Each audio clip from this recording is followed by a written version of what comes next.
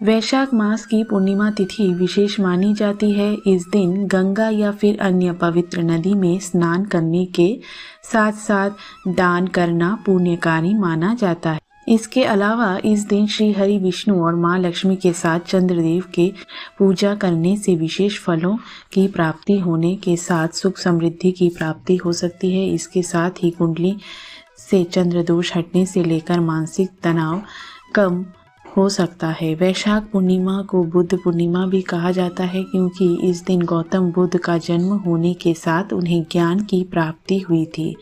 इस साल वैशाख पूर्णिमा 1 मई 2026 दिन शुक्रवार को पड़ रही है।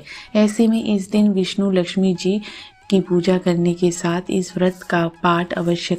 पौराणिक कथा के अनुसार कांतिका नाम के एक समृद्ध नगर में चंद्रहास्य नामक राजा राज्य करता था। उसी नगर में धनेश्वर नाम का एक ब्राह्मण अपनी पत्नी सुशीला के साथ सुख समृद्धि से रहता था।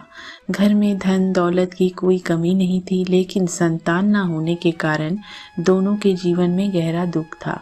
एक दिन नगर में एक साधु आया जो प्रतिदिन घर घर जाकर भिक्षा मांगता और गंगा तट पर बैठकर भोजन करता था। आश्चर्य की बात यह थी कि वह साधु कभी भी धनेश्वर के घर भिक्षा लेने नहीं जाता था। यह देखकर धनेश्वर और सुशीला व्याकुल हो उठे। उन्होंने साधु से विनम्रता से कारण पूछा।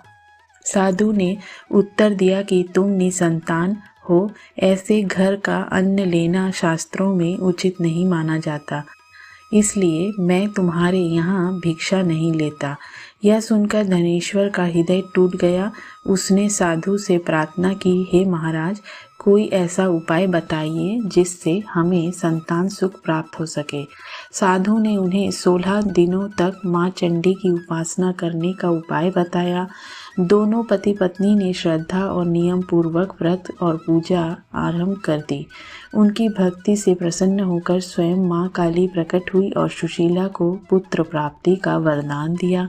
साथ ही उन्होंने एक विशेष व्रत का विधान बताया कि प्रत्येक पूर्णिमा को दीप जलाना और हर पूर्णिमा पर दीपकों की संख्या बढ़ाते जाना जब तक कि वे 32 ना हो जाए। माँ के आदेश का पालन करते हुए सुशीला नियमित रूप से पूर्णिमा व्रत करने लगी। कुछ समय बाद उनके घर एक सुंदर पुत्र का जन्म हुआ, जिसका नाम उन्होंने देवदास रखा।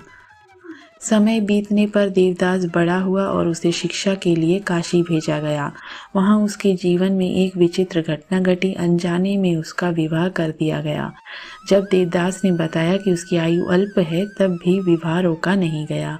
कुछ समय बाद जब काल देवदास के प्राण लेने आया तो वह असफल रहा। यह देखकर काल ने यमराज को सूचना दी। तब यमराज स्वयं भगवान शिव और माता पार्वती के पास पहुँचे और इस रहस्य को जानना चाहा। माता पार्वती ने बताया कि देवदास के माता पिता ने पूर्णिमा व्रत का पालन किया था और माँ काली से वरदान प्राप्त किया था, इसलिए उस पर काल का प्रभाव नहीं हो सकता। तभी से यह मान्यता प्रचलित हो गई कि पूर्णिमा व्रत करने से व्यक्ति को अकाल मृत्यु से रक्षा मिलती है और उसकी सभी मनोकामनाएं पूर्ण होती है। ओम नमो भगवते वासुदेवाय नमः।